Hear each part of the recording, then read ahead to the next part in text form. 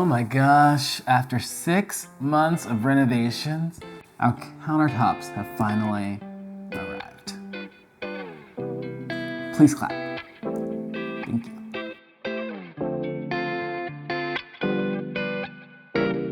So for our countertops, we went with quartz. The color is Mystic White and it's growing on me. I feel like in the showroom, these markings weren't quite so pronounced and that appealed to me. They were more subtle. But now in the home, they are very prominent, very visible, and it's fine. I'm finding that the more stuff we put on the counters, the more I'm drawn to the stuff rather than the etchings.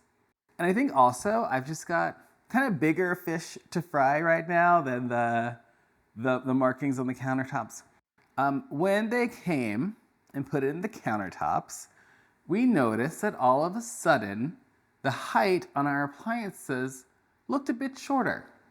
As you know, countertops sit on top of the cabinet and add just a little bit of height. And so where our dishwasher, for example, looked like it was gonna fit just fine, now all of a sudden we're seeing a really big gap between the dishwasher and the countertop. And that got us to look around just a little bit more closely at how the cabinets were installed here. I think I mentioned before that we got the cabinets from Menards and they are adjustable. So everything's level, everything's good, but the installers adjusted the cabinets so they were pretty high. In fact, they could not have been adjusted any higher than the setting that they were set at. So the cabinets at this point cannot come down, which means that the appliances have to go up. So there are feet on the dishwasher to adjust it up. There are feet on the oven to adjust it up. We're gonna have to see if the feet are big enough to make these look okay.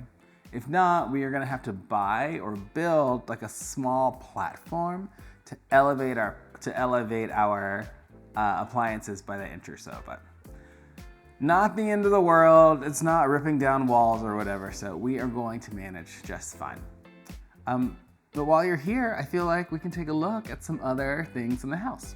Okay, I know I've been complaining about slow progress in the bathroom for weeks now. We did finally see some really exciting updates.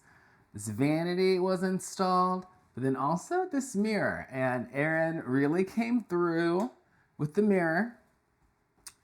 It lights up. I look great, which I really enjoy.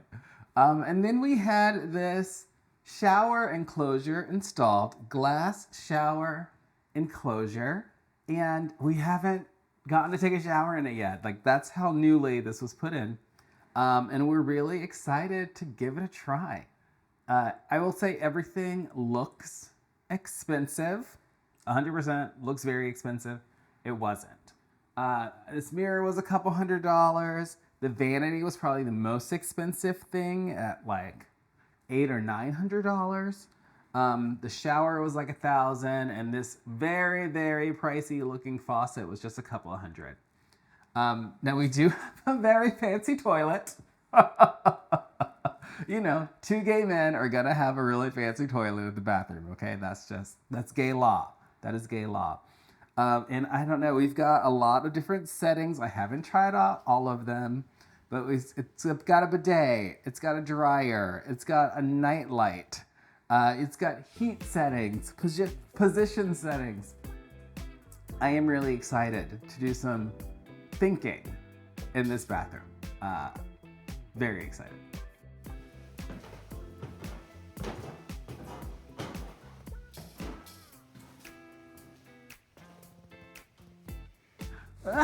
Okay, so the last big update is that I have sanded the floors in the upstairs bedroom and office. And I can't stay up here for very long because it's still very dusty. I've only sanded them. I have not refinished them. And I didn't do a lot of like progress photos and video because I did not know what I was doing. And I don't really like the idea of giving you the impression that I am some kind of DIYer where things just always go right. Like, I am not. Things go wrong all the time, and I expected this to go wrong. And by some happy circumstance, it's gone really well. But here is what I will say. There was some real renovation math that led me to very quickly make the decision to sand these floors myself. So I did the downstairs floors on my own, that Pergo laminate, and we ended up having a lot of extra flooring available. And so before we return it to the store, we thought, well, we've got some grody looking floors upstairs. There are some dangers associated with sanding your hardwood floors yourself. But in our case, since we had that laminate flooring already, it was like, well, if I mess it up, then I can just cover it up with flooring that I'm already familiar with installing. So we took a risk. It was about $100 to rent a drum sander for 24 hours from Home Depot. So in between like my actual job, I rented that sander, did it. I want to say it was $60 to get an edge sander for the edges up against the wall for 24 hours. So we did that too. And of course, we already had an orbital sander to go around and finish things and make it look decent.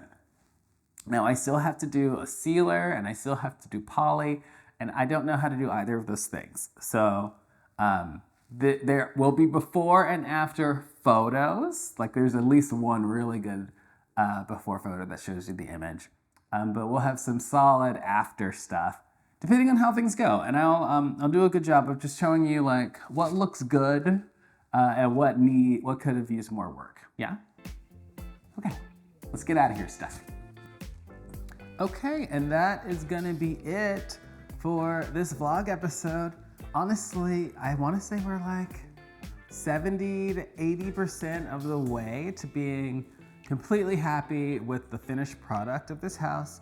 Obviously it's unfortunate that these counters are so high and that's complicating things, but it's not a big deal. That bathroom basically looks done. And it's my understanding, fingers crossed, that sealing and putting polyurethane over floors doesn't really take all that long. Now we do have one complicating factor, which is that our furnace has gone out. But it is April, so we're not super worried about getting a new furnace this late into the season because the air conditioner for this house was busted anyway. So we're gonna get some kind of 2-in-1 combo if we can do it. You may have also noticed that we tried out a crossword gaming video. That was really enjoyable for me. And so if you like that kind of thing, let me know, go to that video, click a like, leave a comment or whatever so we can do more of them.